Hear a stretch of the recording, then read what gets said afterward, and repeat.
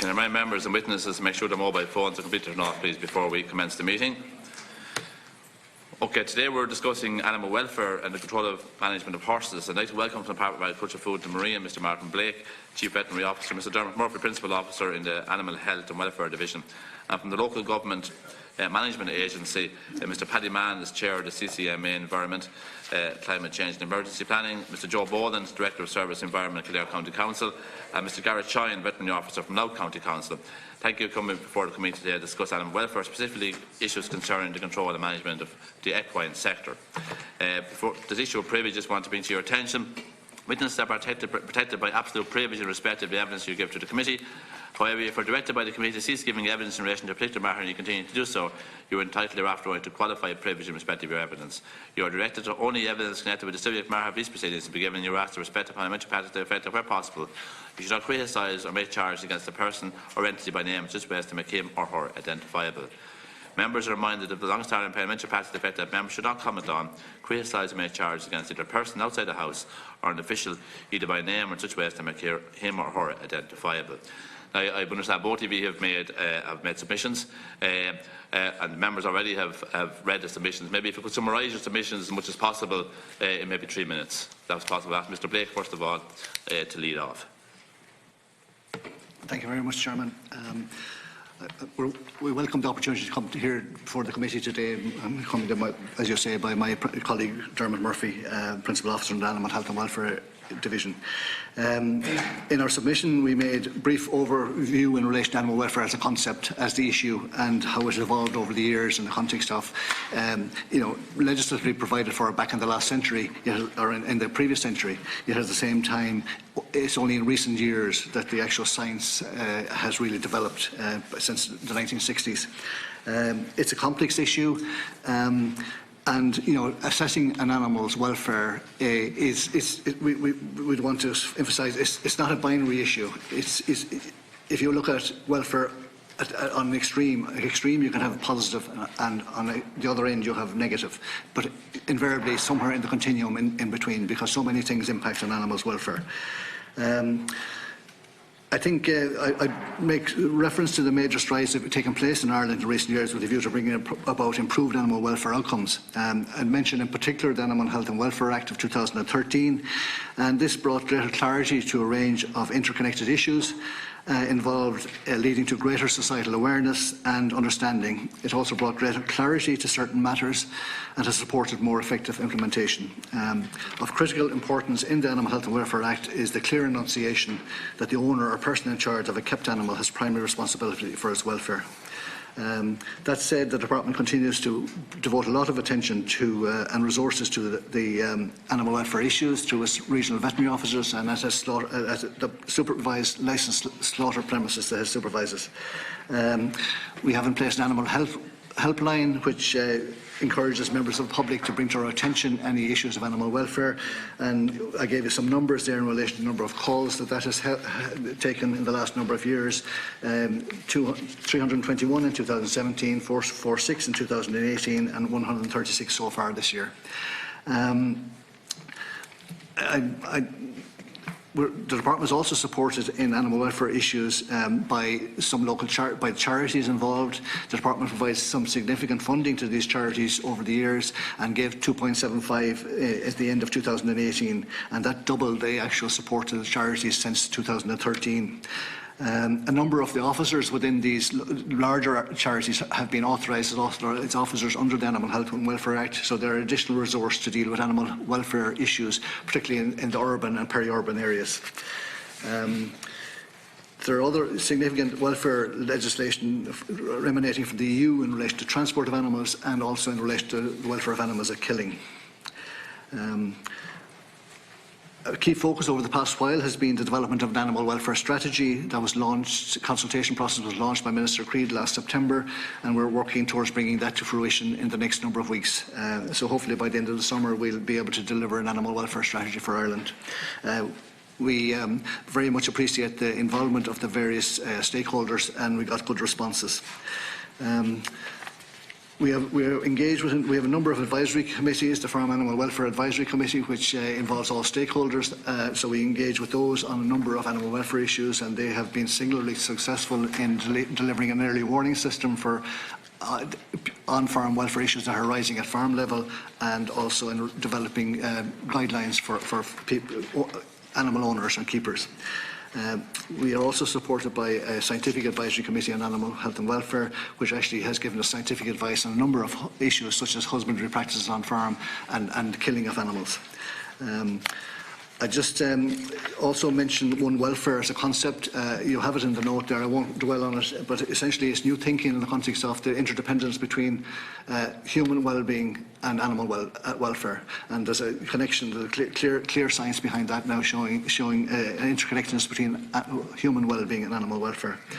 Just moving on to equine welfare. I suppose what I would say is that, broadly speaking, equine's welfare is similar to welfare of all other animals. It is subject to the same legislative framework.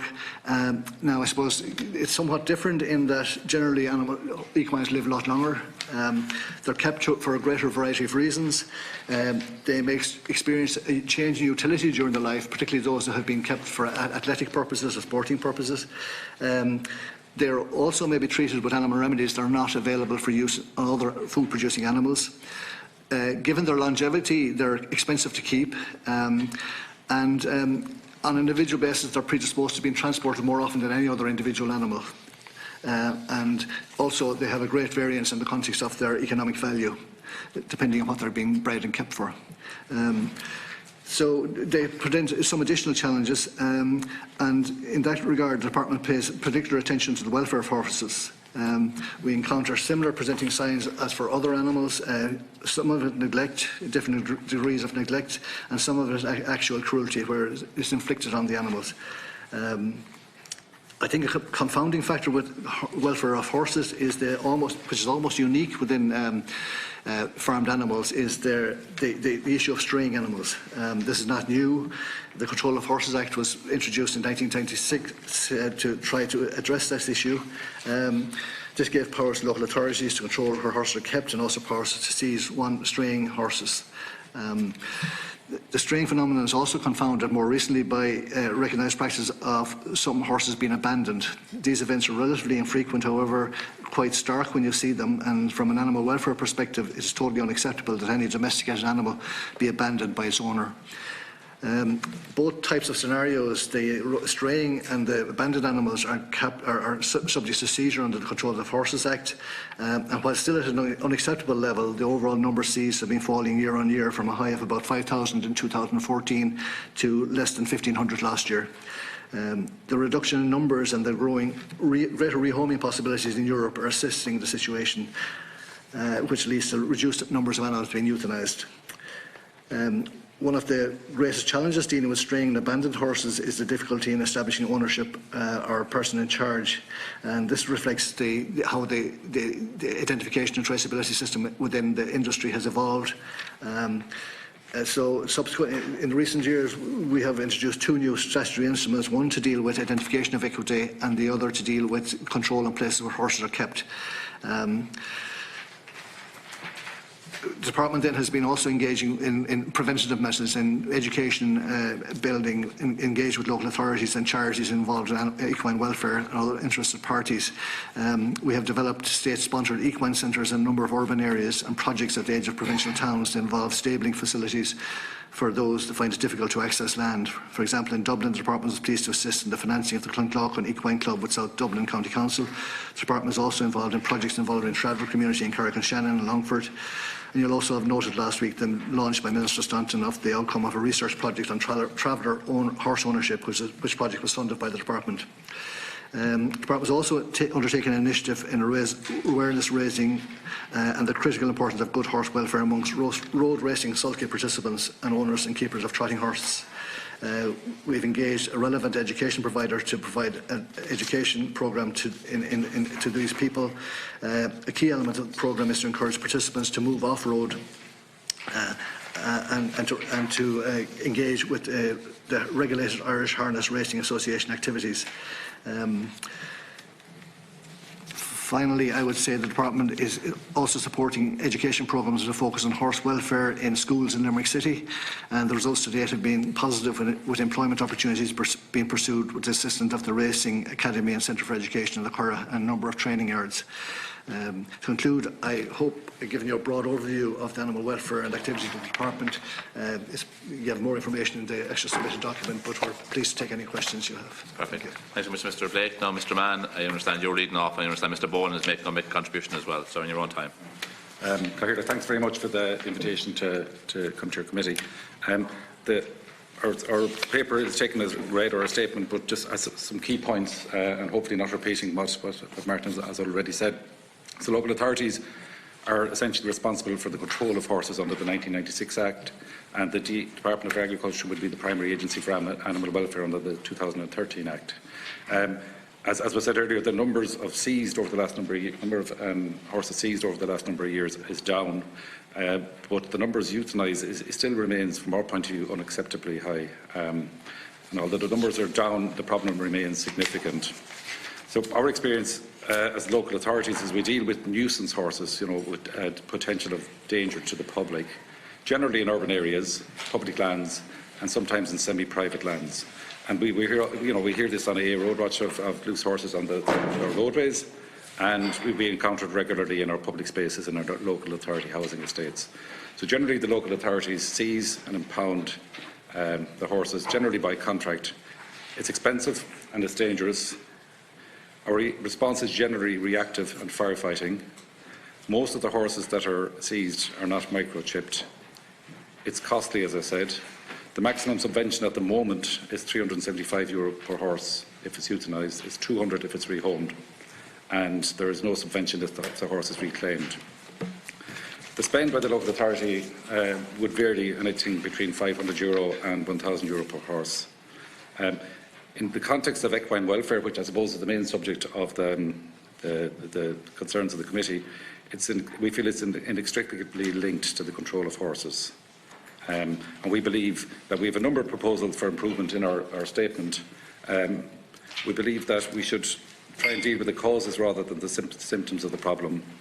We believe there should be vigorous enforcement, hopefully involving a multi-agency response or a task force for each county or each region, which has, in our experience, has worked in other areas, made up of local authorities, the department, Gardaí and other relevant agencies targeting specific areas of concern.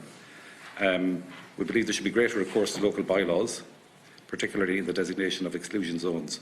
And of course, the review of the Control of Horses Act, we believe, is something that needs to be prioritised. And we believe also that the potential for a service level agreement between the local authorities and the DAFM would be beneficial in this area.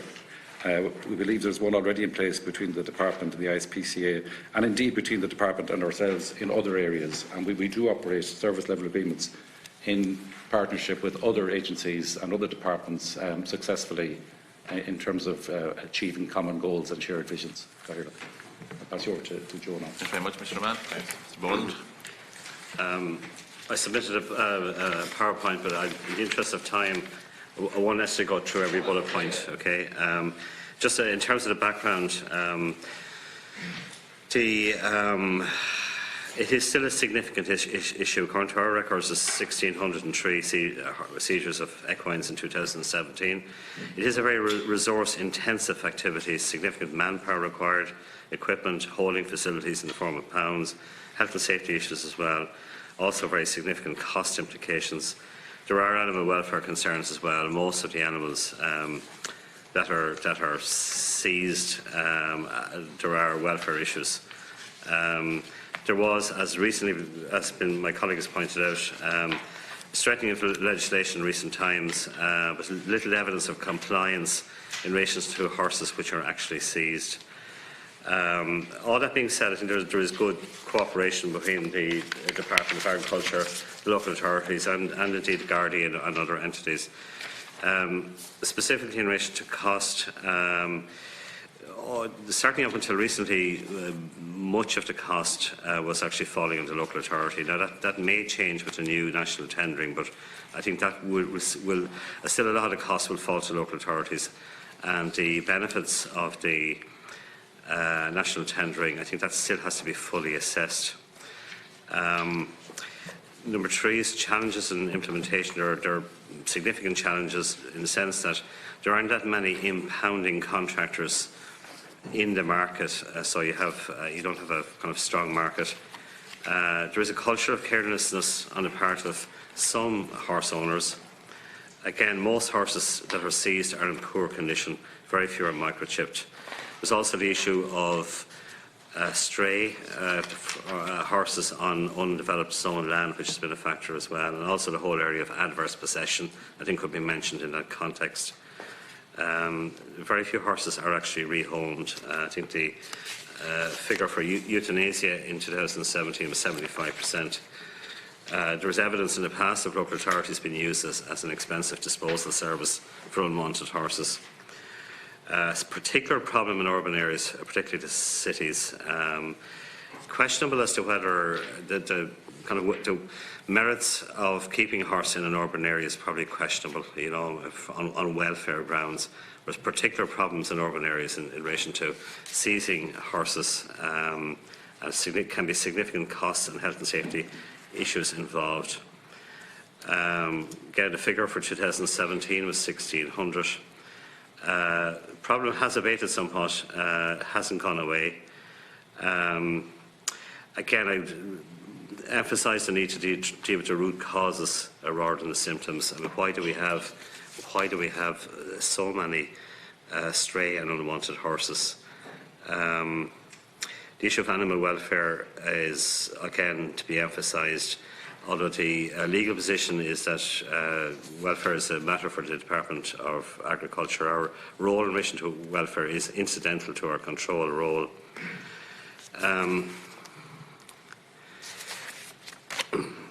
Just moving on, maybe to item number 8, we do agree that local initiatives involving animal charities is part of the solution. The Nunsink project has been hailed as being a particularly good example in that regard. In terms of moving forward, again, I think I would emphasise the importance of a multi-agency approach involving all the stakeholders, the Department of Agriculture, ourselves, the local authorities, Gardaí, animal welfare groups, representatives of horse owners, farming community.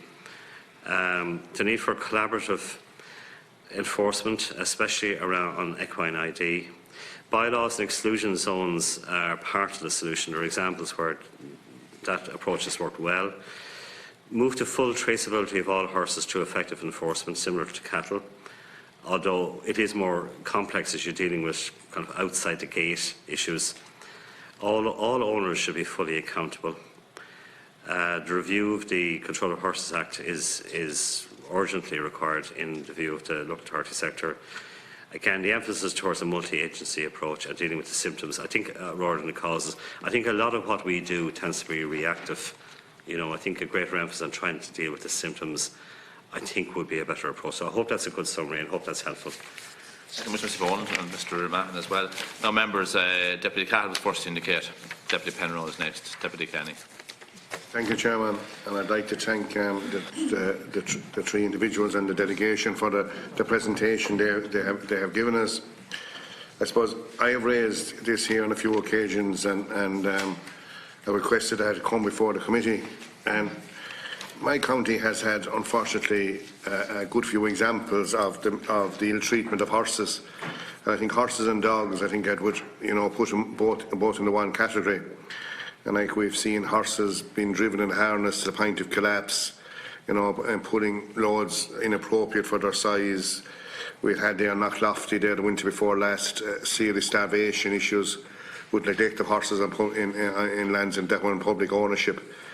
And I think thankfully this winter came extremely mild, and I think we'd have had a lot more issues this winter if we had to get any kind of a wet, harsh winter. So, as we mentioned there, about horses in urban areas, and I think there's probably 2 classes of ownership here, and I think we'd want to focus on the second one as well. You have horses in urban areas which are probably owned in 1 or 2 at the main, that the person has 1 or 2 horses under their care. But we also have people out there who have herds of horses, and there mightn't be too many in number, but they are there. and they are using public lands or lands belonging to semi-state companies at the best description to graze these animals. And those people are in that for a profit.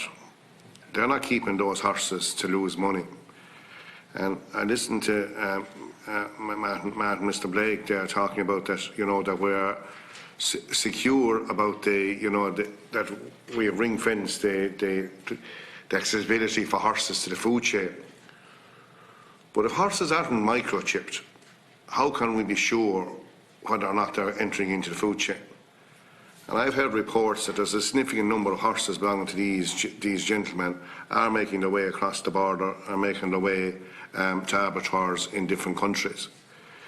And I'd like to ask, what percentage of the horses that have been seized and have been euthanised have been microchipped, are microchipped?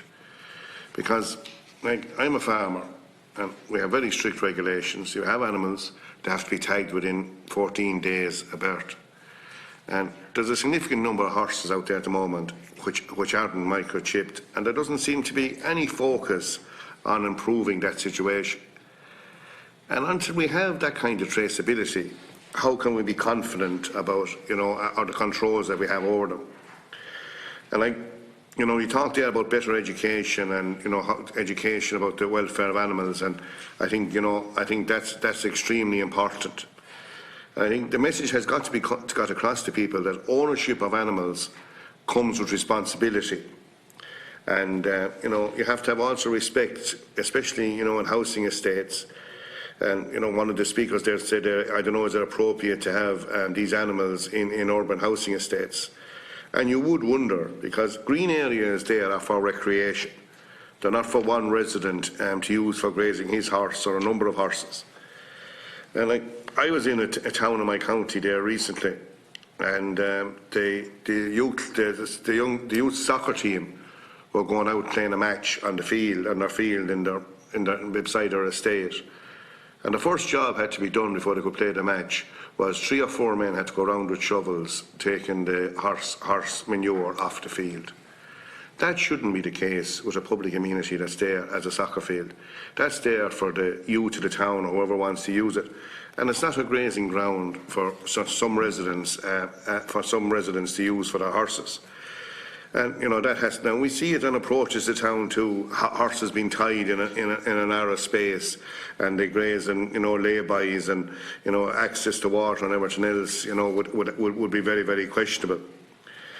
And I suppose there's definitely too many horses being kept by people who are not landowners, and they don't have the resources, especially in winter time, to feed these animals. And I suppose a lot of these horses are being kept on land, and they're occupying that land illegally. And the vast majority of these horses are unidentifiable. They're not microchipped, not registered, and so they don't have passports. And we had another case, I don't know, is my county unique that we're having all these problems, but we had another case there about 3 or 4 months ago where a young girl crashed into a horse late at night. And she's in the matter since the accident, waiting to go to Dunleary. And unfortunately, the poor young lady is paralysed from the neck down, and that looks to be her future. But she has no one to claim off of. The horses, no one owns them when something like this happens. And the accident happened, and they had strayed onto the road. And some people, that owning an animal, they feel that it's part of their culture.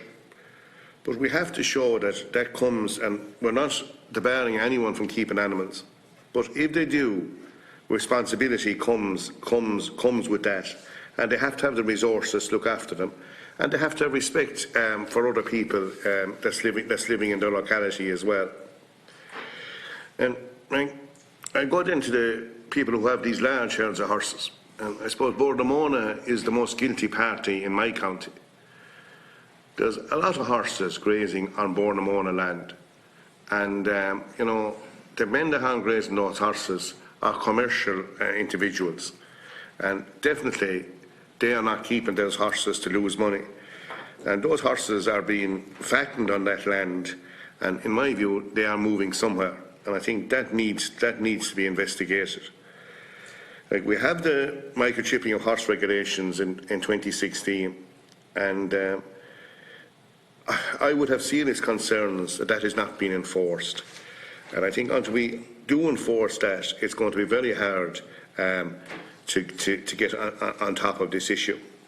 Now, I'd have to say, you know, when complaints come to me and we report them as regards getting horses seized and taken to the pound, I'd have no complaints whatsoever. But it is a very expensive way of dealing with the problem, and you know, the cost. The department, you know, I suppose, as someone said there in the presentation, in the past, that, you know, that they would see when the legislation department should be covering the cost. I suppose the cost at best is 50-50 now between the county councils and the department. But I think, you know, state agencies have a responsibility here to manage their land stocks, and horses that are grazing illegally there should be removed.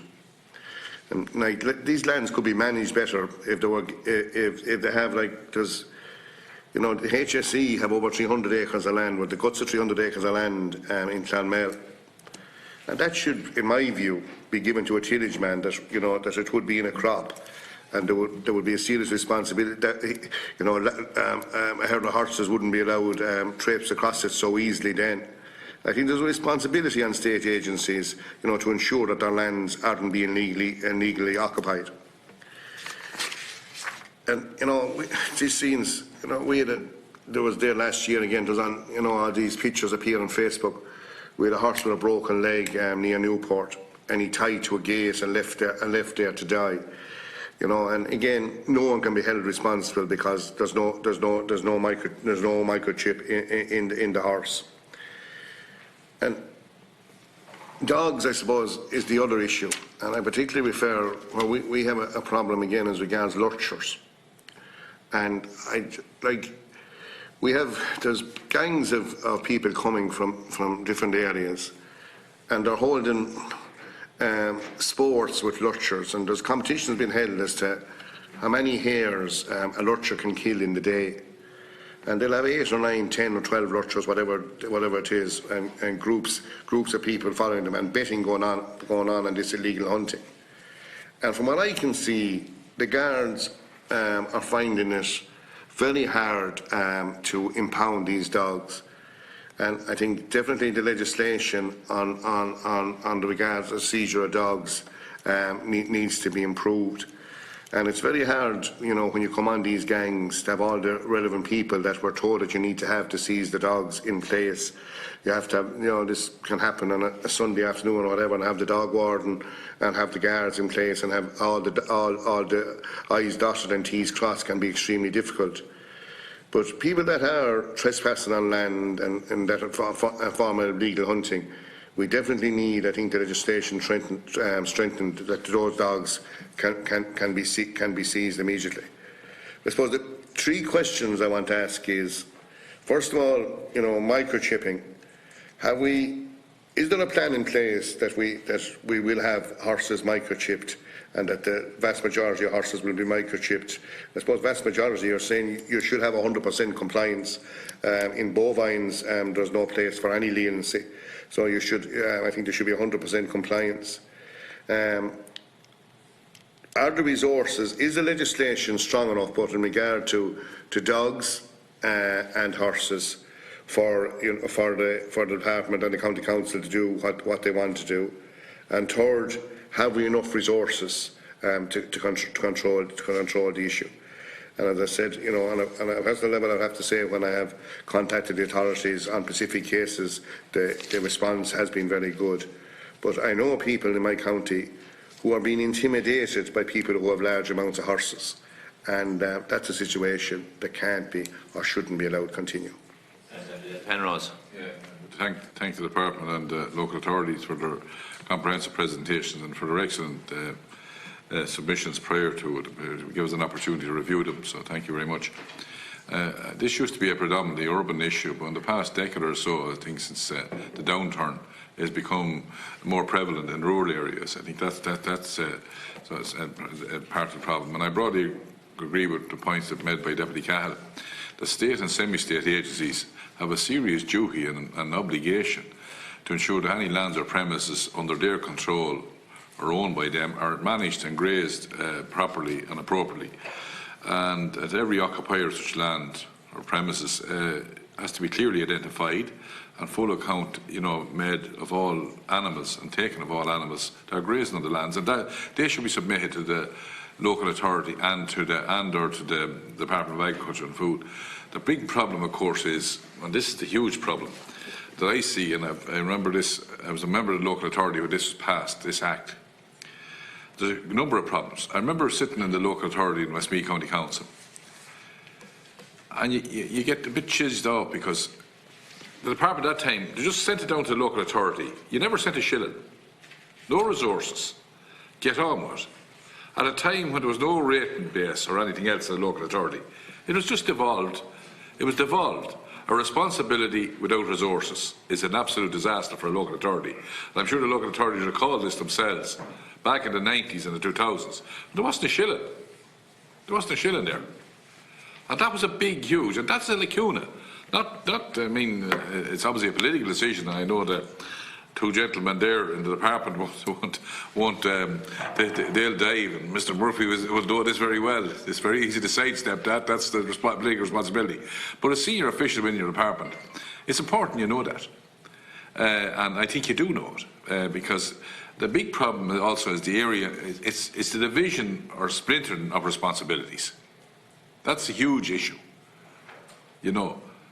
I have no belief in implementing anything when you can say that Willie Penrose has a responsibility, Charlie McConalogue has another responsibility, Marcella Corcoran has another responsibility, Martin Kenny's. That's a recipe for not getting the job done. You have to have an umbrella body dealing with this. This is going on since 1996. This came down in 1997. I remember it well. It's 22 years now. More.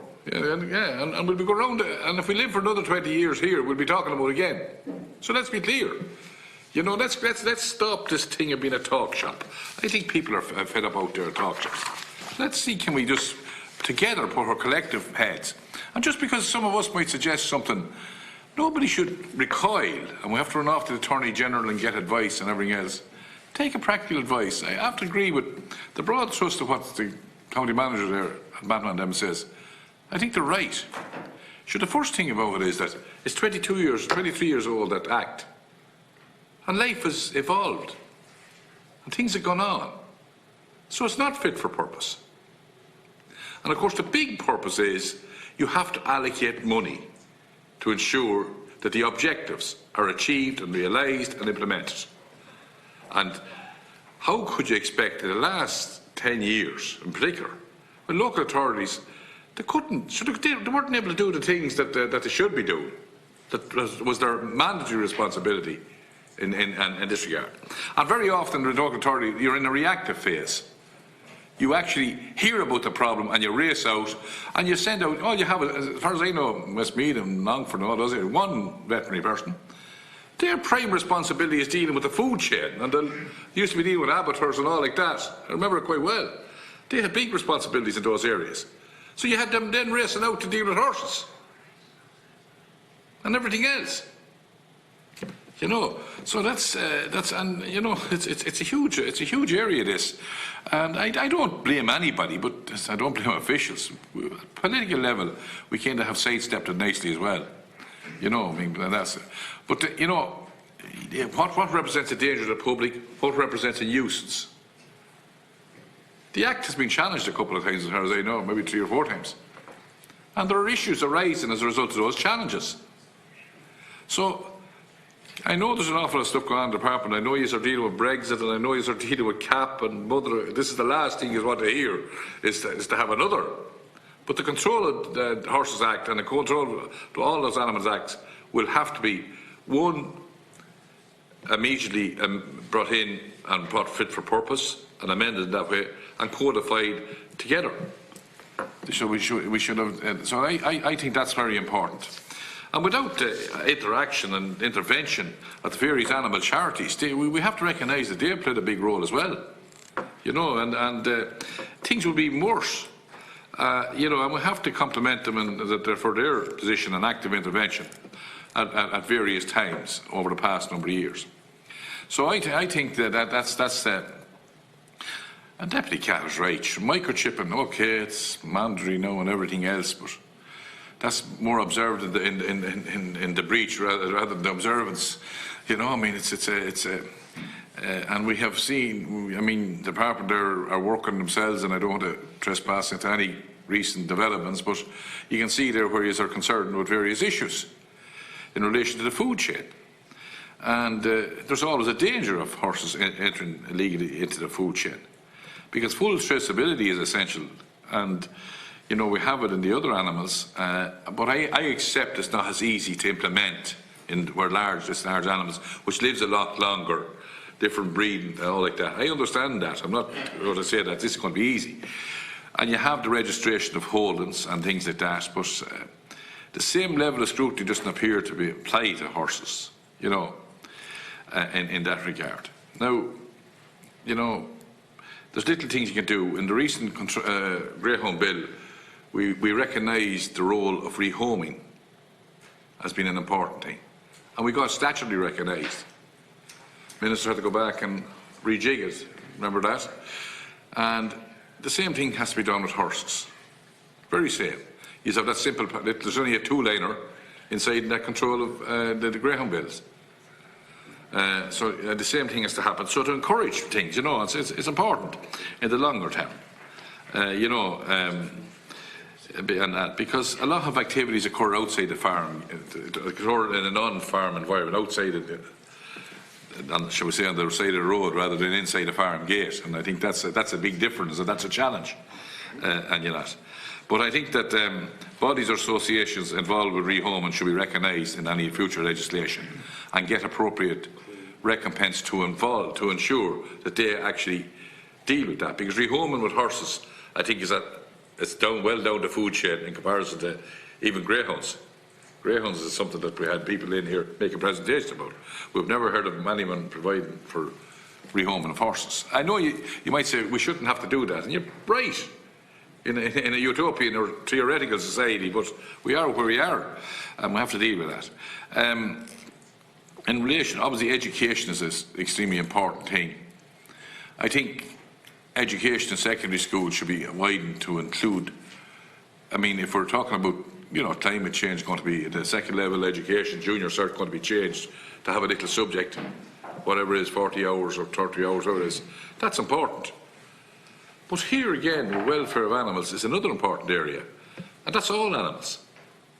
So let's you know, not everybody's going to study agricultural science, but this is important for people who are non-farmers and everything else. Generally, we all studied agricultural science because we had an interest in farming, and we come from maybe some sort of farming background.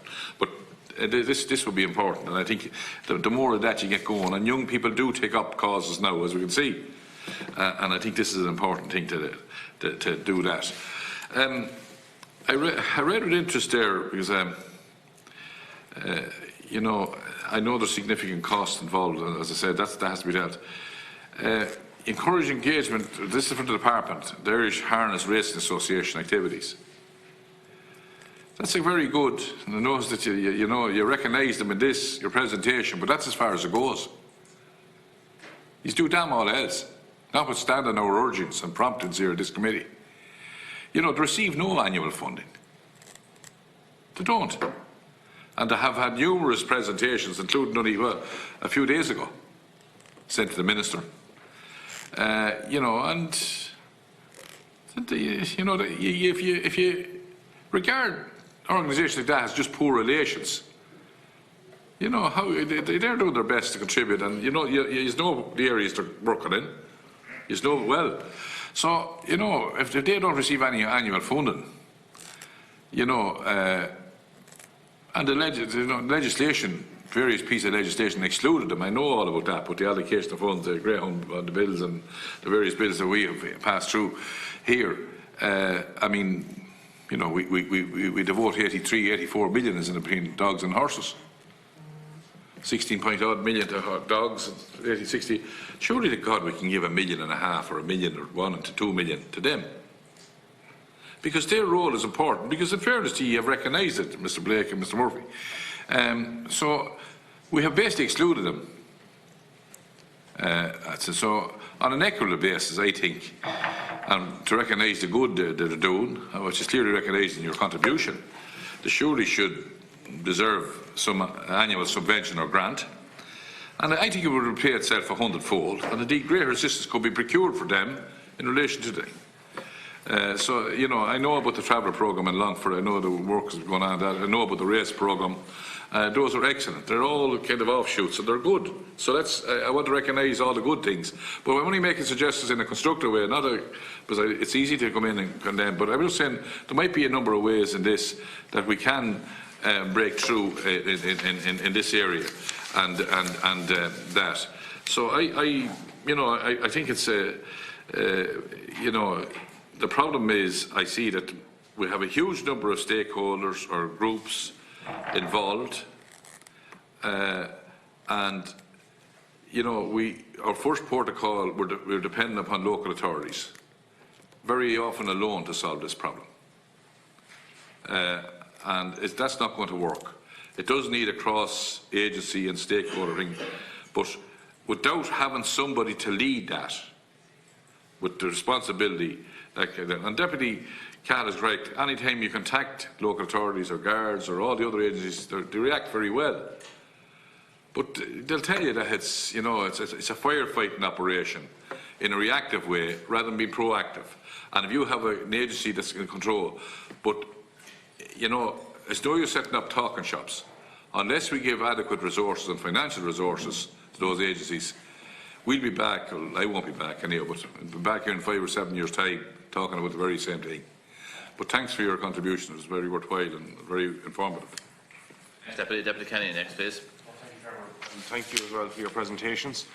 I suppose one of the things that always strikes me about this is we in the equine industry, we have people from horse racing Ireland and various sectors coming in, and usually are talking about big prize money and very valuable animals and all of this, and yet on the other end of the scale we have this situation where it is causing huge problems, because we have in every county in the country, and some is a little bit worse than others, where you have situations where you have horses being abandoned, where you have situations of very poor animal welfare, and all of those issues need to be dealt with. And in the context of an industry that we're always talking about the value of it and the high I suppose resource it is for the economy and all of that, and yet we find that we have this, if you like, dirty backyard that nobody wants to look at or clean up. And I think there has to be responsibility across the board for this, because the variance in the economic value is something that was mentioned from one end down to the other is really what's at stake here. And it's when you look at and Deputy Cahill mentioned it, in regard to traceability and all of that, there seems to be practically no traceability in the vast majority of situations. If you look at where we have cattle farming or anything like that, there's tagging, there's traceability, nearly the DNA of the animals. Never mind as to whether or not they're tagged, or if a horse jumps out in front of a car and causes an accident, has been mentioned earlier, and that has happened on numerous occasions around the country, and nobody is accountable. And that, I think, is one of the very serious parts of all of this. The Control of Horses Act is something that has to be clearly dealt with, and I think it needs urgent reform. And I think that needs to happen as quickly as possible. I think it's something that we need to try and make progress in regard to that. Also, the various agencies out there that are doing work in respect of that, and particularly the local authorities. The local authorities are very stressed, and I know, talking to the veterinary officers in a couple of counties, it's an ongoing problem as to where resources are going to come from for dealing with this situation, and there's never enough resources there. We've had the recent incidents, and I know in some parts of the country it has been worse than others, where we've had the risk of inappropriate horse meat getting into the food chain. Now, horse meat in some cases is appropriate and is been managed and is going to the food chain, and correctly so. And that's obviously not, we don't have a tradition in Ireland in eating horse meat and it's for export. But the problem is that we have some bit of shenanigans going on there, and I think that really needs to be looked at closely. But it's clearly open to such abuse because there's no traceability. And that's the core of the problem. And while there's no traceability, it's going to be a huge problem. The tradition has been, and indeed in Mulherin County Leitrim every year we have a traditional horse fair where there's this bartering goes on the street corner and people buy and sell horses and all of that, and that has been a tradition. But no more than the marks when they came into being, I suppose, in the late 60s, early 70s, it changed all of that. And it forced traceability and it cut things into a different place. I think something will have to be done in regard to how horses are traded and moved, and particularly in regard to the traceability issue, because it's the key thing that we have to get right. And I don't think anyone should own a horse unless it's clearly traceable and has its passport and is microchipped. And really it's an enforcement issue in respect of that. Rather than putting the energy into, trying to go and clean up the mess, I think more energy should go into finding the problem before it becomes a big problem and trying to deal with it there. The issue, and it was mentioned as well in regard to the dogs, is a similar one. I think there's about half the number of dogs in the country have a dog licence, or less than half. And that's clearly the problem again comes into the same thing. And then we have issues of sheep being killed in various places and nobody knows who owns the dogs. We have issue, I come across it particularly in County Louth, where you have a cross-border problem where, we talk about Trump wanted to build a wall on the border. For some sheep owners, they'd like to see a good fence going up because they can't know where the dogs are coming from that are killing their sheep. And that's a problem because, as far as I'm aware, the database that's there is supposed to be an international database, but it's not fed into by both jurisdictions, only fed into by one jurisdiction. And that's another problem, that we need some kind of an all-Ireland database for both, I expect, for both horses and dogs. And that's something that I think has to be worked on and improved hugely. But going back to the core of the problem is that we have an industry which is worth an awful lot of money at one extreme, and yet has a very big problem at the other extreme of it. And I think with the resources that's available in that industry, it doesn't make sense that we have this problem going unchecked for so long. So I think there needs to be a diversion of some of that, some of those resources, which the state, as Deputy Penrose mentioned, 80 million going into that industry, and yet we see this problem. It just doesn't add up. It doesn't logically make sense that that's happening. Now, I think there are issues around culture, and there's issues around how these things are dealt with, and but there's also a sense that somehow or other we can allow bad behaviour to go under the guise of, well, that's the culture and it's okay. It's not.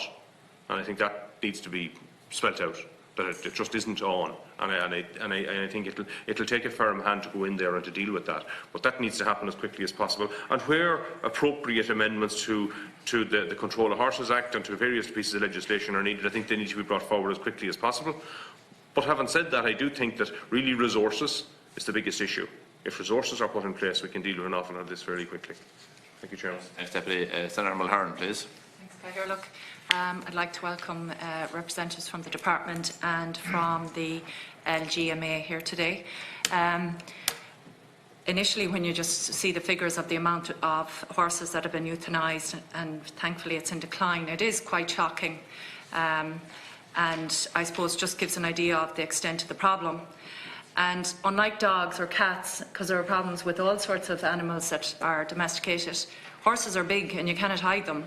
And although I know that horses have been kept in houses, but houses in the middle of towns and so on, but it's not an invisible problem, and yet the problem is obviously pervades throughout the country. Firstly, I'd just like to praise absolutely the unsung heroes here, who are the animal welfare organisations, which do receive some funding from the Department and receive funding from the local authorities. It is a fraction of the cost to them it takes to deliver the service. I've seen figures for animal welfare organisations. We have some very good ones in County Mayo, and between veterinary bills and everything else, and that's even with discounts, I mean, they're constantly in debt and they're resorting to all sorts of fundraising. And really, if the state had to do the job that they do, and obviously it's a labour of love, and I'm sure there's a lot of heartbreak in it, the state wouldn't be able to afford to. So we give them some money, but the problem doesn't go away. And we have to, I suppose, remember as well that it has been explained that a lot of this comes to the attention of authorities, whether it's the department or local authorities, because of a danger to the public. But then there's a very real issue of animal welfare, which is how these animals are being abused and not treated right to begin with, and then it gets us to the point of them being euthanised. So I think there needs to be dialogue, particularly with these organisations, and how we can go about making some meaningful impact. And as a colleague, Deputy Kenny, has said there, having a focus on preventing it rather than the end result.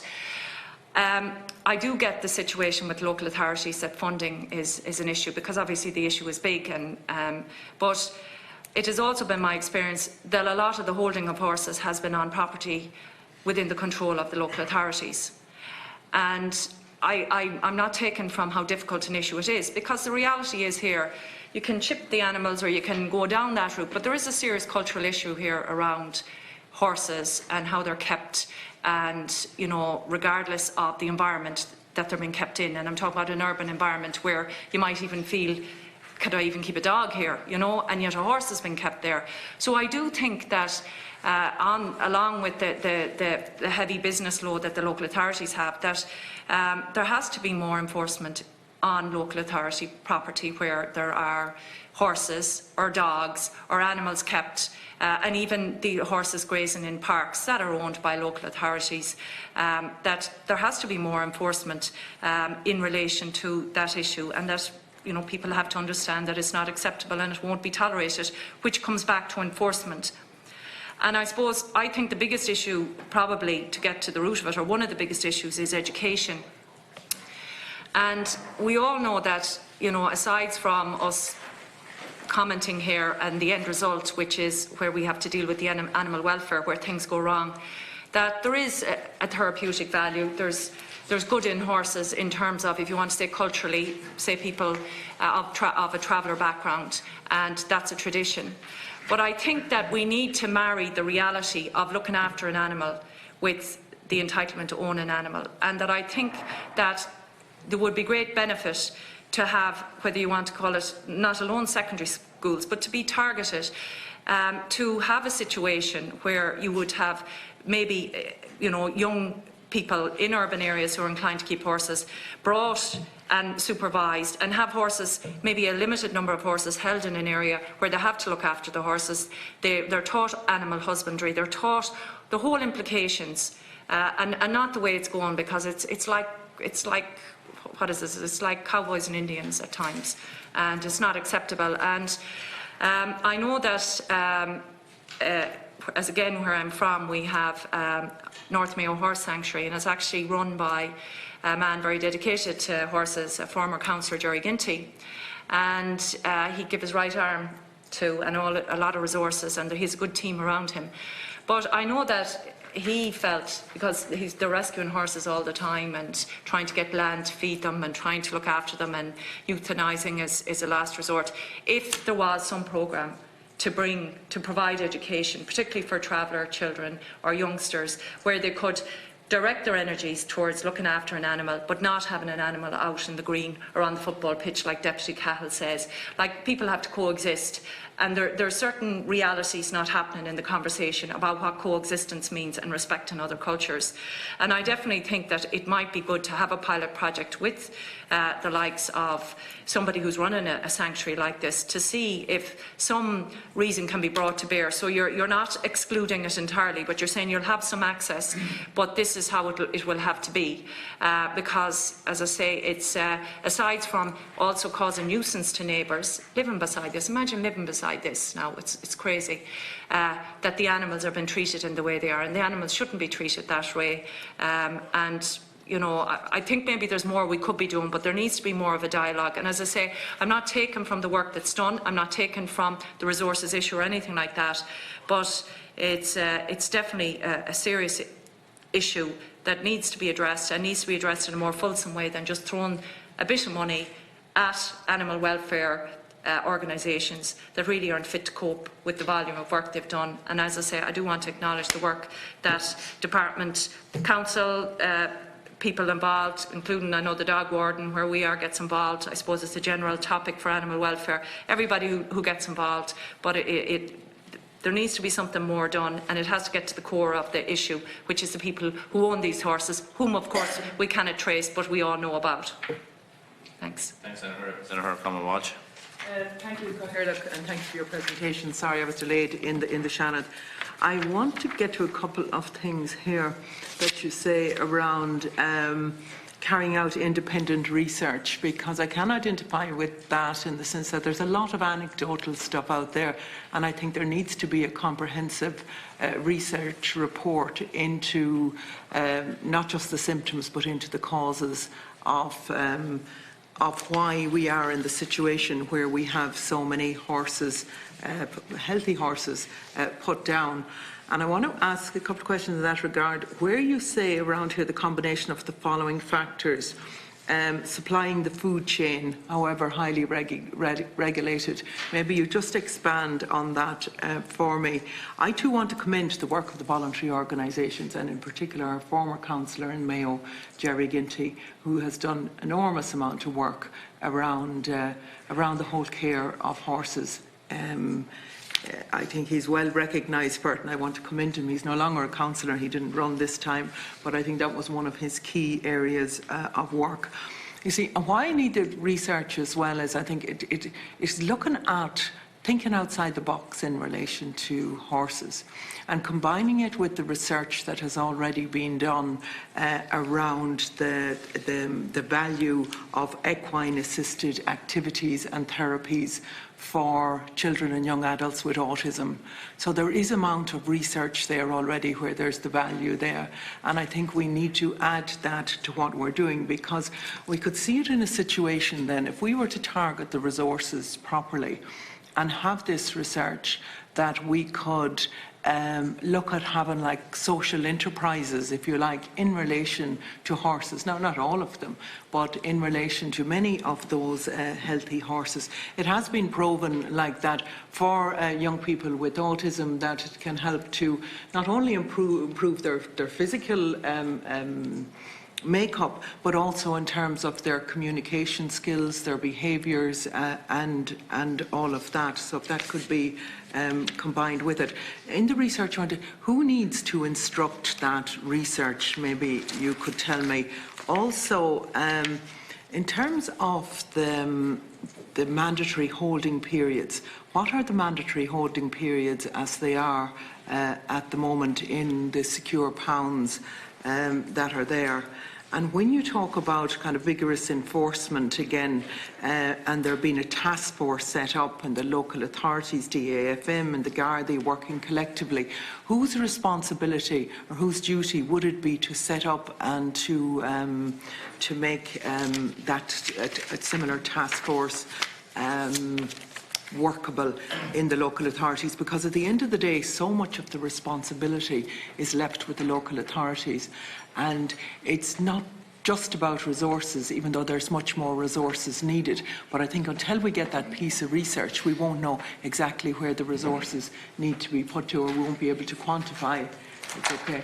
We won't be able to quantify what the amount of resources that is needed by each local authority, because I'm sure as well it's not, there are inconsistencies between what one local authority would demand as regards to another. It seems as well that like one veterinary person in each of the local authorities isn't sufficient for the job that needs to be done here. So I welcome the opportunity to have this presentation here today, but my key message is I think we need to get who's responsible for implementing this research and how we're going to do it, and how we're going to enable the local authorities rather than just heaping the problem onto them. And the very key thing is just we need to look outside the box. We need to look further afield, because otherwise in 10, 15, 20 years' time we'll be still here having the same conversation around horses. Also in terms of maybe working it in with like the REPS programmes, and that how can we do that in for, say, even in the next cap that's negotiated, within the mechanisms within there, how can we have horses included in a way that it leads to better preservation of horses as well? And our own native breeds as well. I think we should look at, around the native breeds of horses and how we can better utilise all that, even in terms of tourism as well. That's all I have to say. Thanks, Senator. Deputy McConalogue, do you want to make a contribution? Thank you, Chairperson. Just to join with fellow committee members in thanking the Department and local government officials for coming in today to discuss this issue. And I think there certainly is a lot more work needed in terms of bringing about more coordination and resources to ensure that this issue can be better addressed. And I think today is very useful in terms of looking at what gaps are there and the outstanding issues. A lot of it has been covered by my colleagues. Just one question which I would have, and that's in relation to, it's a bit of a tangent as such, but it's in relation to the change in relation to stocking criteria for areas of natural constraint, which was introduced in the last couple of years, in the last year, and it's particularly to the Department in relation to the categorisation of donkeys in relation to that. And I know we're primarily focusing on horses here today, but that was certainly seemed to come from a welfare background. And I'd like to use the opportunity here today to ask you to elaborate further in relation to that change, because certainly it's something which a lot of people don't see merit in terms of who would be keeping donkeys and keeping them very well. But I know there was a welfare rationale given as to why that particular decision has been taken. I've put parliamentary questions in relation to it, but we haven't had an opportunity to tease out that issue, and I'd appreciate if you could use this opportunity here today to flesh out the background to that further, and whether it is something that is necessary, because certainly from a number of farmers' point of view, they don't see the rationale behind it. Thank you. Thanks, Deputy Murphy. I know you're a happy man to speak. Do you want to make a contribution? I just very, very briefly want to, it's good to have the presentation here today, and I'm glad that we're discussing it, but I again want to pay a tribute to the voluntary groups right around this town around this country who do a tremendous job in the welfare of animals, and I quite frankly can't understand how people can abandon horses and leave them there, to probably starve and die. It's just shocking, to be honest, and should not be tolerated anywhere. And just briefly, Senator Conway-Walsh, there in relation to programmes with children with special needs and that, I think there's a huge area there that could be developed in terms of if there was a little bit of local authority land and that animals could be put in that bit of land and looked after under some like social employment scheme or whatever, where people would visit and spend time, because I know for a fact that type of interaction for particularly kids with disability, the interaction with animals is very, very good. And it's a project that I would like to see developed in local authorities, because there are sections of lands maybe that won't be used for housing, whatever, close to towns and villages. And maybe that's a pilot scheme that we could develop ourselves in, which would be good for man, woman, child and animal. Thanks, Deputy. Now, witnesses, a lot of varied questions there for you. Maybe we'll start with Department, Mr. Blake or Mr. Murphy. Okay, thank you very much. As you say, quite a lot of questions, and some of them repeat, so I'll start at the beginning with Deputy Cahill. And I think it came up sometime subsequently, some comments in relation to the security of the food chain. I think we all recall back in 2013 when the episode in relation to the contamination of beef with horse meat happened. And at that time, we took a significant review of the controls in relation to how horses are actually traced and identified and checked into the food chain. So we've enhanced controls there. Since then, we have a central database into which any animal presented for slaughter must be registered. The food business operator must cross-check that the animal is on the database. He must cross-check the actual passport presented for its authenticity, if he has any suspicions about it, and also in relation to the entries in relation to prohibition for slaughter. That's verified by our department inspectors. We also check the identification. We can cross-check with the passport issuing agencies in relation to any passport we have any concern about. And more recently, we've actually started harvesting the actual microchips that, post-slaughter, to cross-check with the microchips. So there's a very robust check for all animals going into slaughter at this point in time. So we're quite confident. I mean, whilst you're always looking to enhance things incrementally as we find any particular avenue that we have a concern about, we actually apply additional controls. The issue in relation to numbers of microchipping, in the context of, I mean, every year we estimate that somewhere between approximately 20 to 25,000 foals may be born in Ireland. Our estimate is the population is about 250,000 of horses. Data from the last couple of years would suggest that in the context of 2016, there were 17,800 young foals microchipped and identified and registered. In 2017, 18,600, and in 2018, 19,900. So whilst we couldn't be sure there's 100% compliance, and I think we would acknowledge that we don't have 100% compliance, we are satisfied there's a very significant and increasing level of compliance with microchipping on foals as they're born.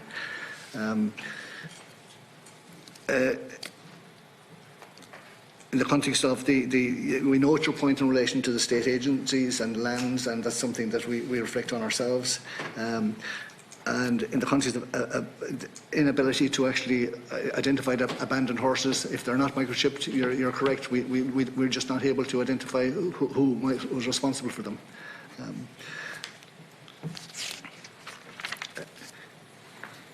In the context of the legislation, I might ask Dermot Murphy to just update you in relation to our positioning in relation to the Control of Horses Act, if you know. And Dermot? Yeah.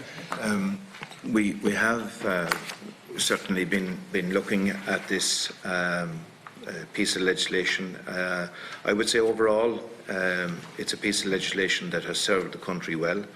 We had a huge issue, as Deputy Penrose recalled, in 1996 with dangers being posed in green areas by horses. And the legislation has worked well in terms of controlling what were very dangerous situations, in fact, at the time. There have been other developments, of course, at European level that have impinged on the 96 Act. We're a lot more advanced now, as the Chief Veterinary Officer has said, in terms of identification, microchipping since 2009. So those controls are strengthening all the time. So there are certain elements of the Act, certainly, that could come up for review in terms of licensing and those elements of the Act. There are other elements of the Act, though, that are still very relevant to what can be done by local authorities in terms of exclusion areas, which could be very beneficial. But certainly, I think we will continue to work with the local authority group, some represented here, in terms of refining what a new bill, a new act might look like. But I wouldn't want to throw out the baby with the bathwater here. The Act has worked very well in terms of giving greater security in green areas down through time, and certainly less accidents, and the ability of the local authority to interact with the contractors to seize horses over the last many years. Critically, the situation is improving. There are a lot more possibilities in terms of rehoming to the continent in recent years. So while seizures are falling, the proportion of horses being rehomed and indeed given back to their owners has been increasing, and that has been a very welcome development in recent times. So I think we'll continue to look at the elements of the Act that might be improved upon, but I would have to say that it has served, in my view, the country well over the past 23 years. Okay. Mr. Blake, do you want to continue? Yeah, I'll continue. Deputy Penrose raised issue in relation to rehoming and education in particular. And as Mr. Murphy has just indicated, we're tracking the level of rehoming. And for instance, in 2018, there were 1,460 horses seized under the Control of Horses Act. 271 of those were actually rehomed, and 133 were returned to their owners.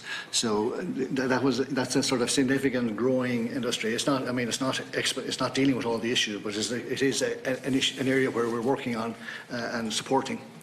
I think education, I mentioned it in my introduction, in the context of one of the issues that has been highlighted to us in the context of our consultation on the animal welfare strategy is the whole issue of education.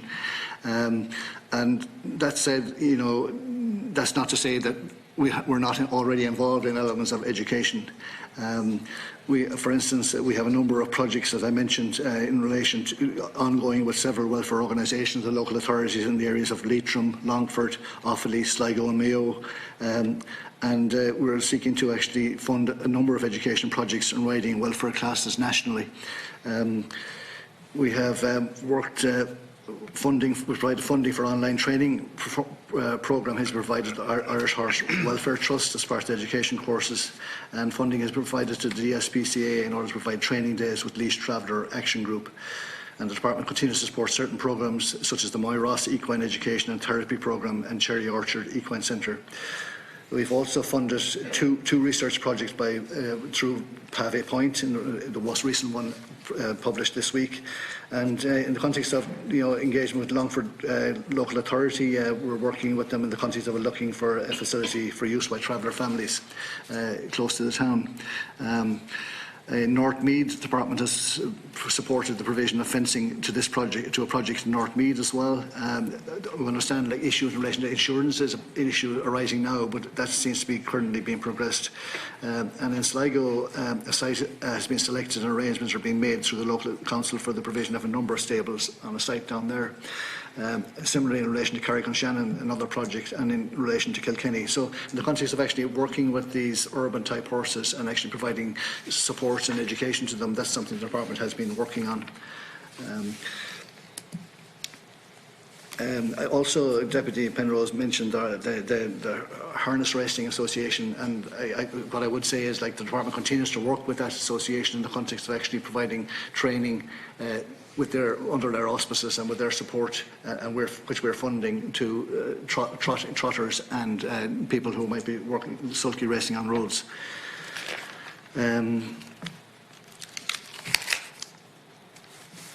Deputy Kinney raised issues, just commented in the context of acknowledge the actual variance and the actual value of the horses, and something that we understand and acknowledge. And we note the points made by yourself and Deputy Penrose in relation to funding, how the funding is apportioned, and is something we can reflect on. Specifically in relation to identification of horses, I gave some information there in relation to the actual level of microchipping and registration that's actually happening, which we feel at this stage is approaching nearly 90% of what we expect to be. So I mean that has grown incrementally over the years. It's not where we want it yet, but it is improving. In the context of the database, I think you mentioned in relation to both dogs and horses. In the context of the horses, we have our own national database. In the context of dogs, we have a number of or registration bodies who actually have their own databases, which can be interrogated by either the local authorities or ourselves or veterinary practitioners to actually look at rehoming of dogs.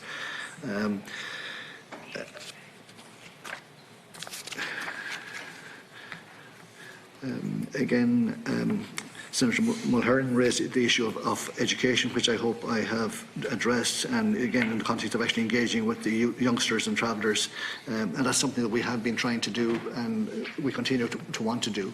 And as I say, it'll feature strongly in our animal welfare strategy, which we'll get to publish later in the year. Senator Conway-Walsh raised issues in relation to research, lots of research issues, and again, something I mentioned in my comment in relation to our animal welfare strategy. I mean, research is one issue, one plank which we've actually identified as something we need to continue to invest in. We already have invested in some research projects, such as the ones I mentioned in relation to Pavey Point. We also have invested in research and welfare in other animal species areas, and it's, I think we will be able to deal with the research needs, and the department will take the lead in actually identifying research needs in relation to any welfare issue in relation to any species. I mentioned in my introduction the whole concept of one welfare, which actually feeds into the issues you're talking about in relation to the engagement between the well-being of people and the welfare of animals, and how the interconnectedness of this. And this is again an issue that we have recognised and will be featuring in our animal welfare strategy. We do recognise the benefits of to people of animals and animals to people.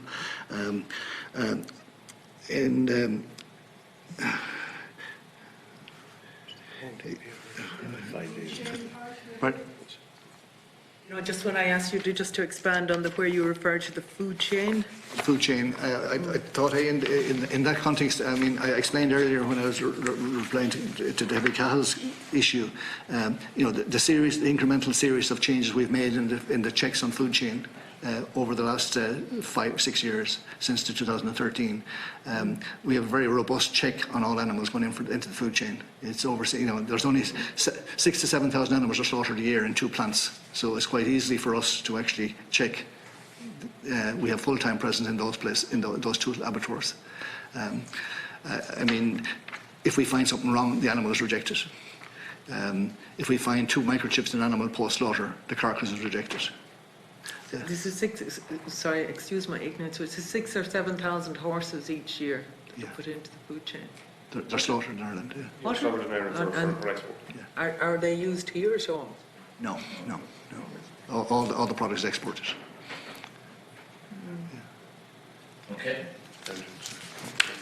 Just I would mention one other thing in relation to the rural development programme. You mentioned looking at that in the future. I would say in the context of even this rural development programme, we have a knowledge transfer programme for the equine industry as well. So there is one there for horse owners. So that has been funded and is in place. Yeah, just on Deputy McConalogue's point on the donkeys, there was a stakeholder consultation there. I think there was some feedback that maybe non-farmers were using, people that wouldn't be normally associated with farming were using donkeys for the purposes of the livestock unit requirement. That suggestion was certainly made as part of that stakeholder consultation. There was also a suggestion that donkeys were being brought in from England. So I think it was in that overall context that review was taking place. We work closely with the donkey sanctuary. We're conscious of the implications from a welfare point of view of this change. I'm meeting the donkey sanctuary on Friday next. Mr. Joe Collins, MRCVS, to discuss possible implications. But certainly, issues were thrown up in the whole examination of the ANC, the way that the ANC was being operated and the compensatory payments. And there were some suggestions that the donkeys were being used by maybe non-farmers, farmers that wouldn't be associated, if people had land but wouldn't be normally associated with farming. Okay. You complete, Mr. Blake? You all right? Okay. Mr. Mahan?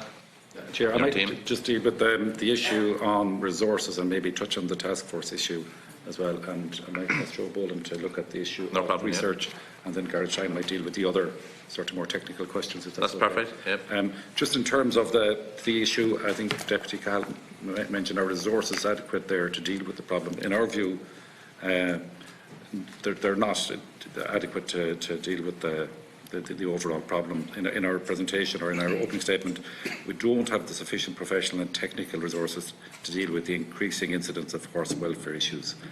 In terms of pure financial resources, I mentioned the figures earlier, is costing somewhere between 500 and 1,000 per horse. We recoup some of that, but not all of that from the department. So from a financial resource issue, we have to supplement that from our own resources, ratepayers, etc. So ideally, we'd like full recoupment for those costs. Now, I know there's a procurement, a new procurement framework in place, and we should see some efficiencies there, Cahill, but it's an ongoing issue for local authorities in trying to match resources and expenditure in all of our areas, and control of horses is a very significant one in some of our local authorities. On that particular matter, when the issue arises in the local, is there a specific criteria that local authorities use for where they get the funds from within the resources? Is it taken out of X department or Y department to look after this matter, or is there up to every individual local authority to do their own thing in that regard? It's generally up to each local authority to recoup what they can from the department and find the balance from their own resources. Not specifically any particular department within any local authority. For example, would it be the housing department or the environment department or wherever else? Each local authority is going to be different. In some counties and some local authorities it's not a significant issue. In the likes of Kildare it is. Joe, you might want to just address that. Yeah, just very quickly on that. There was a time in the past where it was 100% recouped. That's no longer the case. The position now is the local authorities will make a general provision for the element they have to fund themselves. It won't relate to any specific department like housing. Usually will be under the programme group 8 as it used to be. It usually would be within that category. So it would be a general provision rather than taking money from a particular department. Okay. Thanks, Mayor. In general, I suppose the best available use of available resources would be and should be, we believe, a partnership, a task force on occasions, not essentially in every local authority, but in some where it is required, between the local authority, ideally the support from the department, and if necessary the Gardaí. And the local authority sector does have equivalent task forces in the area of waste enforcement, and also in areas where our dog wardens need to work in partnership with the Garda Síochána. We're developing and have developed protocols in that area. So we believe it's worth exploring.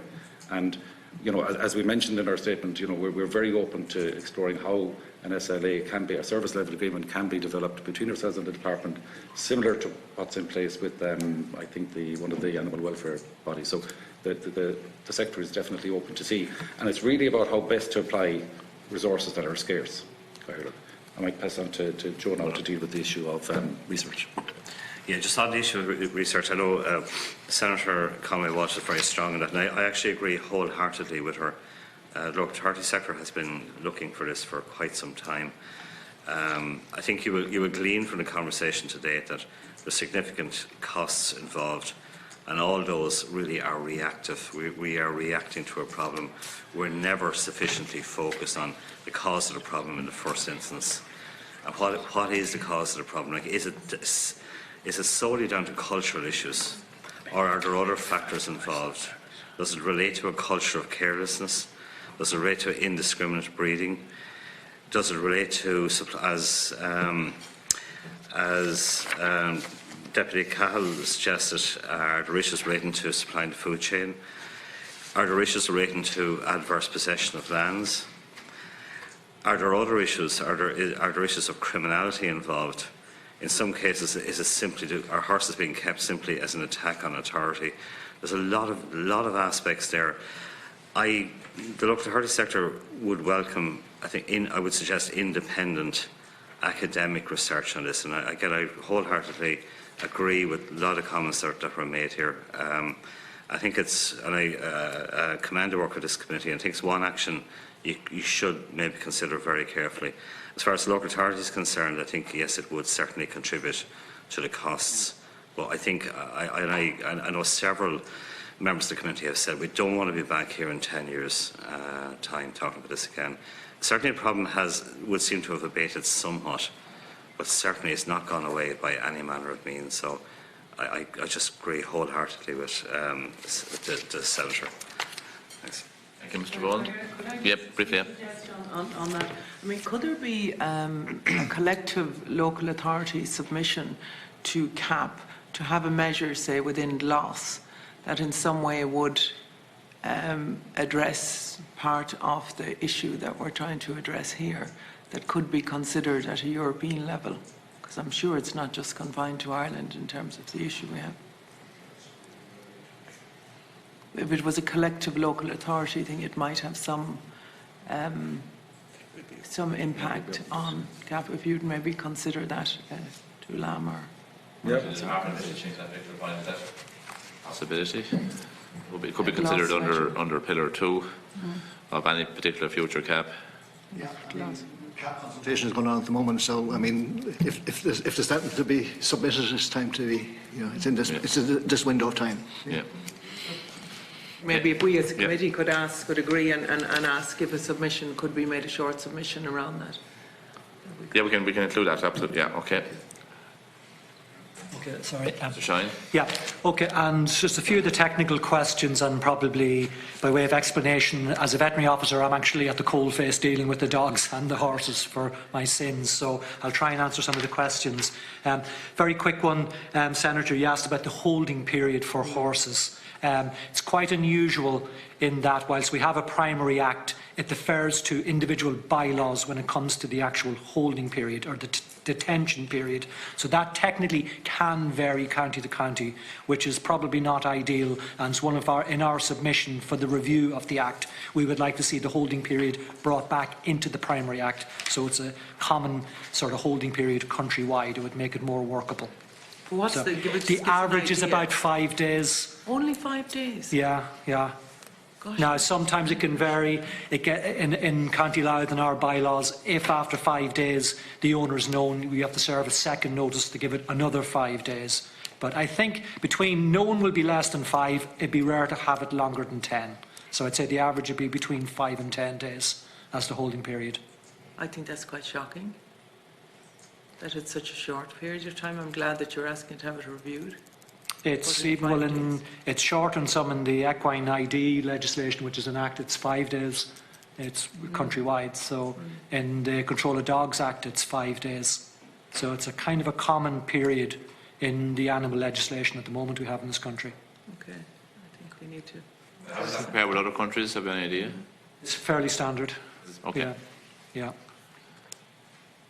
Okay, It's, Mr. Shine. So the microchipping was asking, well, I think a lot of people asked about the microchipping in horses, and I know dogs were mentioned. So again, from my experience, the mandatory microchipping in dogs has actually come a long way. It's been very, very positive. And I know from our pound, we're practically reaching a 50-50 state where about 50% of dogs coming in are microchipped properly. And that's been excellent because the amount of reclaims, as in dogs we're reuniting with the owners, has gone up dramatically. And if you read the annual stats each year, you will see the reclaims of dogs, that's dogs going back to their owner, that's rising all the time, and that is down to the microchipping. It's very, very beneficial. It's very good. The flip side is, whilst the overall amount of horses in the country microchipped might be, I don't know, say about 90%, unfortunately the ones we see in our pans that have seized under the Control of Horses Act, the vast majority are not properly microchipped. It's exceptionally rare to have a seized horse in that is properly microchipped with a passport with the details of that microchip giving the current owner. That's incredibly rare we're seeing at the moment. It may be the genre of horses we're coming across that we're seizing, but if there's a gap in microchipping, that's exactly what the gap is. And I would agree if that could be targeted, it would be very beneficial because you could get to the root of the problem before it actually creates. So that's microchipping. Was questions asked about the legislation, how strong it is, and I know dogs were mentioned as well. Control of Dogs Act 1986, while it's old legislation, and I know the department who look after that are the Department of Community and Rural Development, they are going to review it over the summer, but it's working quite well, and I know questions were asked. I think Deputy Ken, you were asking about coursing and what can be done, or sorry, Deputy Cahill, was it about coursing? There are provisions in the Control of Dogs Act that you can deal with that. I accept if it happens out of ours. Sorry? Illegal hunting rather than coursing. Well, illegal hunting. Yeah, the Act, there are provisions in the Act that can deal with that. The problem is it often happens out of ours when dog wardens are maybe not on duty. But there are provisions that can be dealt with that. Yeah, I think guards should be allowed to be able to seize dogs if they find They can. The guards are authorised under the Control of Dogs Act by default. Seize them. Yeah. but the problem is of nowhere to put the dogs. They're reluctant to seize if they haven't somewhere to... It's a catch-22, they can seize them, but have nowhere to take them. Yeah, that can be a problem. Sometimes they will bring them somewhere. The other thing was, so the horse legislation, I think it definitely, the position from the local authority is that it needs to be reviewed, and there's probably a bit of urgency, especially with recent High Court cases and things like that. It is urgently needed to be reviewed to help us do our job. Okay. I think Senator Daly was first indicator. Just briefly, Chair, just to, I suppose, put on the record my apologies to the witnesses. I had a brief meeting at 4 o'clock that turned out to be not so brief, and as I was coming back, we were called to a vote in the Senate. So I'm not going to go over what has probably been raised already. I'll read the transcript, and if there's anything not in there that I would like to know about, I send you an email or whatever on it. I'm not going to waste time in the committee by going over what most likely has been raised earlier. Senator Deputy Cahill, you had a brief question. I have, Chairman. Thank you. I want to go back to the microchipping, and to me, this is at the hub of the issue, and Mr. Shine there answered the question I suppose I wanted to ask, that the vast majority of the horses that are impounded have no microchipping. So, like, you said you were happy enough, and I just took a rough calculation of the figures that you said for registration as regards number 4s that's born every year, and I reckon only 85% is what's being microchipped. So we have roughly 15% of the horse population each year that aren't being microchipped, and that's the 15% where the problem is coming from, and all our problems. And if there is irregular movement of horses out of the country, it's out of that 15% is happening. And like you talked about the database and all the rest, but we have an incomplete database. We have that level of non-participation. And is there any way, like, obviously cross-compliance forces other head orders to comply with registration? Have we any stick that we can use that can force owners of mares and that's when a foal is born that they have to be microchipped? Now, I'm not. Like, I know the resources to go around and inspect would be colossal, but is there any weapon in our armoury that we can try and move to 100% compliance? Because I think if we had 100% compliance, I think we'd be an awful long ways down the road of solving both our cruelty problems and our neglect problems. And whether it's just trespassing or whatever, if the animal is traceable back to an owner, I think it would greatly increase the onus on the owners to look after the animals. So to me, the hub of the issue is the microchipping. And like 85%, while you say we've come a long way from where we are, we're still a long way from a complete database. And I couldn't have confidence in a system. Like, if you go back, and I know I'm referring to bovines, like, we'd be left out of every market in the world if we only had 85% compliance in the bovine sector, or the sheep sector for that matter, or any other agri sector. And there is horses entering the food chain. That's a reality. Legally entering the food chain, I'm not saying it is illegal, but unless we have plans to up the percentage of the horse population has been microchipped, as I think, as Deputy Penrose said, we'll be back here in 5 or 7 years' time still with the same problems. Kenny, a brief question as well, and then I'll go back to the panel. Yeah, briefly, and just to go back to the point, I was going to make a similar point around the small amount of sector, if you like, that are not microchipped. Is that, when we talk about horses, are we covering horses, ponies, donkeys, are we covering everything in equine? So I imagine that, the high end is looked after, which is probably 50% or more, and it's that other sector. And, in some cases, as we mentioned earlier, and we come across them semi-retired farmers that has a small bit of land, and in order to keep their ANC payment, to have a couple of asses on the land. And I know them. I met a man last week, in his 80s, and he does that. And there's nothing wrong with it. I don't think it's in any way trying to pull the wool over anyone's eyes. That's fine. But it's tiny, and it's not really an issue. It's very much a buy issue. But the point is that in some of those cases, microchipping and all of that may not be dealt with as appropriately as it should be. We also have a whole range there where you're talking about the sulky racers, and you're talking about all that sector. And I imagine you're also coming into a similar So really it's at that end that the focus needs to go, and that comes back to the point that I think Deputy Penrose made around the Harness Association, Harness Wrestlers Association. You know, I know some assistance was given to them, but really the big asks they're looking for, you know, they're meeting a stone wall, and that's what they're telling us, and all of us have met them, and they find that they find it very difficult to overcome that. And I think if adequate resources was given to that sector, I think it would resolve a fair part of the problem, because it would create, if you like, a regulated industry where that type of horses and ponies would be doing their if you like, they'd have a way forward, they'd know what they were doing, and they'd be regulated, and things would be looked after better. And I think that's one of the key things that we should be looking to do, is to see, can the Harness Racers Association get a proper footing in Ireland. I mean, it's a huge industry in France and other countries, and yet we're dragging behind here. And I don't think it's appropriate that we say, well, look, we've got this problem, but yet we have a part of a solution and we're ignoring it. And I think that solution needs to be dealt with more appropriately, and that seems to be all the time coming up. But they tell us, and they've become in the Met Committee members, and they've lobbied us many times on this issue, and they're a couple of years at this now, and they don't seem to be getting any traction. So I would appeal particularly to the Department to sit down with them and come up with a solution to their problems, because their problems solving their problem solves the other part of it, a big part of this other problem as well. Thank you, Chairman.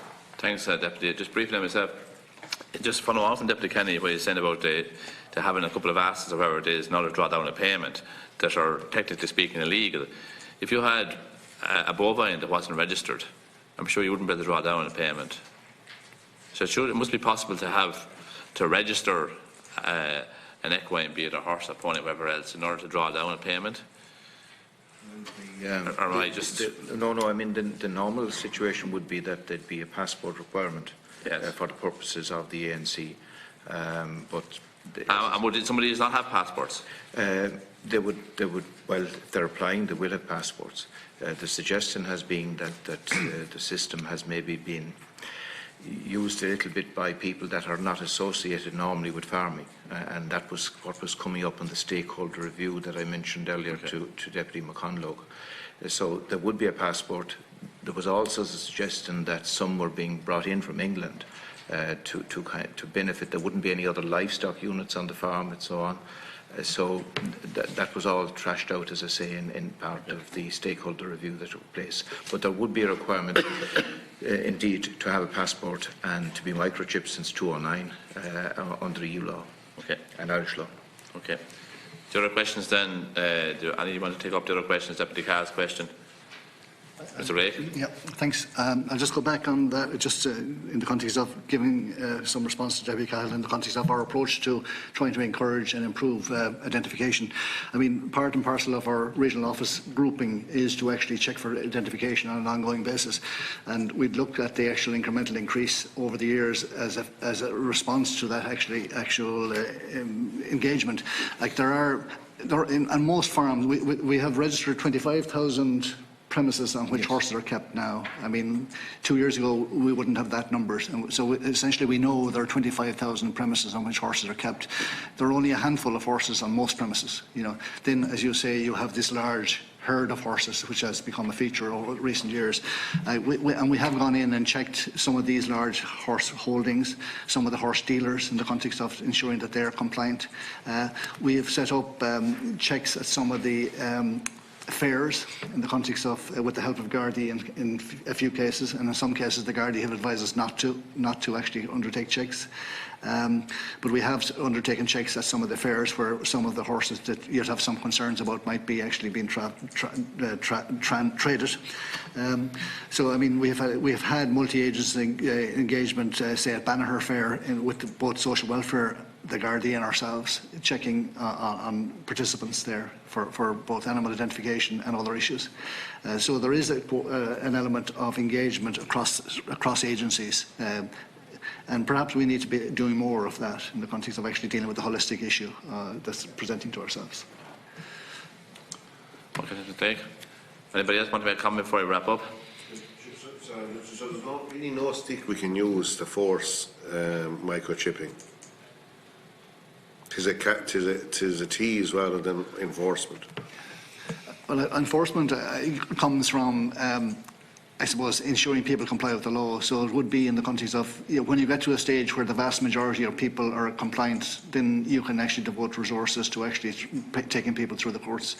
It's in a situation where you're dealing with maybe 50% of the clients not compliant. That you work on trying to get more and more people compliant. So I mean, the ability is there to actually take people to court in relation to identification and indeed welfare issues. And we have prosecuted a number of cases on horse welfare since 2013 under the new Act. Very small percentage of the horses that have been seized have been prosecuted. But that goes back to the point here where they're not microchipped, the ones that are seized. Yeah. So that is an issue in the context of actually who you're going to prosecute. Would it be fair to say that the same individuals that are a difficulty with today were a difficulty with 5 years ago, 10 years ago, and maybe the same people that would cause a difficulty in 5 and 10 years' time? I suppose looking at the people who are dealing with it on the ground. Okay. It's a fair assumption, yeah. So it is well known who these people are, if we could put it as such. Huh? Yeah. Okay, any other questions? This has been an interesting discussion, I think, now at the same time. There's a number of issues that needs to be addressed. There's resource issues, obviously, that can, and maybe some arrangements you're developing may be helpful going forward. From our point of view, Deputy Calvert, I suppose, want to bring this issue to the agenda here in this committee, so we'll be done it today. We'll discuss maybe next week exactly what course of action we need to take from here on. I think it's been an interesting discussion. Thank you very much for coming before us, Mr. Blake, Mr. Murphy, Mr. Boland, Mr. Mann, and Mr. Shine. As I said, this is an ongoing discussion that we'll have at our committee over the next period of time. There's no further business. The meeting is adjourned until next Tuesday at 3:30. We have our launch of a report at 1 p.m. next Tuesday, first of all. Thank you very much.